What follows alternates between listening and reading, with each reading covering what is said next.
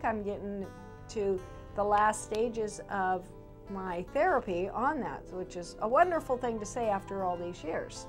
So I just want to put out the information. It's in almost any book that you read on childhood sexual assault.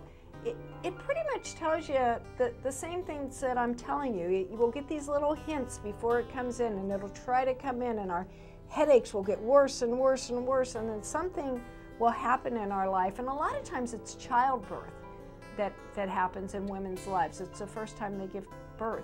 And then you got to deal, you know. So I'm here to raise awareness, and I am so glad that you're joining me as I'm stumbling and fumbling my way to try to explain this.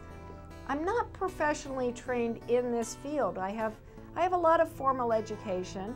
I have an undergraduate degree from the University of California in Irvine. That's in economics. And then I went to the University of Chicago and received my master's in business administration, MBA. My specialties there were marketing and human resources. And then a few years back, I graduated from the professional program in screenwriting from UCLA. So as you can see, my background is really not in this area. I educated myself in this area because I wanted a solution for me, and I wanted to make sure that I wasn't missing anything that I needed to dig up and bring out. What I'm trying to do is string a high wire act, but I'm a trapeze artist. So I'm going to make some mistakes, but at least I'm trying. To do is I'm trying to use maybe some of the pieces that I got from my own formal education to find a way to bring this forth and solve this problem and help parents understand and help keep our children safe. Sexual assault hurts our soul. It damages our soul, and it leaves us with an ick that we don't even understand, you know. So we as a culture, we need to talk about this. We need to bring it out in the open. We need to have the conversation clear. You know, and you go, I can't talk about that, it's uncomfortable. Talk about the specifics of the repressed memories. You know, talk about how quickly the memories get repressed. Talk about the facts of, you know, 26 times more likely to have a major alcohol problem. 26 times more likely. You know, the numbers are out of control, and I think the numbers really indicate the level of the damage that it does to a person. You know, so if you're wondering, you know, well, you know, there was somebody, but she didn't really have much, I didn't see anything out of her. Well, go back and ask somebody that now has lived most of their lifetime trying to correct this or having this in their past.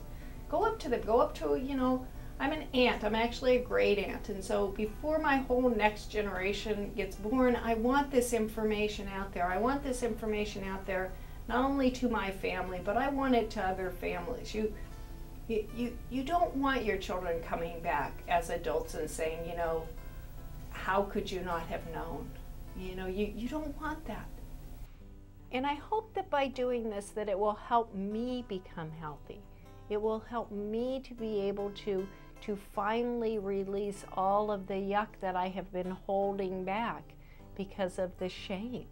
You know, if I hear it out and about, if people talk about it like, and you don't talk about it like it's no big deal, you talk about it like it's something that can be understood and solved. And you talk about the facts, the fact that it does increase your likelihood of suicide. You talk about that. I am going to fumble along in my way. I am not a professional speaker. I am not a licensed therapist. I am a person that has lived through this. I am a person that has educated themselves and connected with other survivors, and I'm looking for commonalities so that, you know, I don't just speak for me, I can speak for them. And I've been very careful about making sure that the voices, well, the voices, that sounds weird, because there's different kind of voices, but the voices that I try to come out and make clear with, you know, are ones that are universal, in this category. And that's why I think of it that way. This is the category that I am speaking for. I am speaking for the children of sexual assault. I am speaking for the survivors. I am speaking for those whose memories have not come back yet. And I am hoping that I am speaking well for those who have, so that they can heal. Because that's all survivors want. We want to heal. We want our bodies to feel like a normal human beings without all the trauma. We want to heal. And what will help us heal is to break the silence. Trust me on this. I have heard it over and over again. So I'm going to give you things on this show that you can talk about. You can talk about out in public. First, talk about the statistics. Talk about the increased probabilities that a person has when they have this in their background. Just talk about that. It's a start, okay? Or talk about the fact that an abusive person also needs mental help. Being an abusive person, abusing another person or another animal, means that there's something wrong. You know, this is not the actions of a healthy, well-balanced person. You know, so whether it's sexual assault or physical assault, you know, an abusive behavior indicates something is mentally very wrong there. So, you know, when this happens, and it's going to happen, because you know what? People aren't helping. You know, you are not helping in breaking this out in the way that we need to. You know, so it's going to happen. You know, so when it happens, talk about it. And don't talk about it in the I want the specifics of the sexual assault.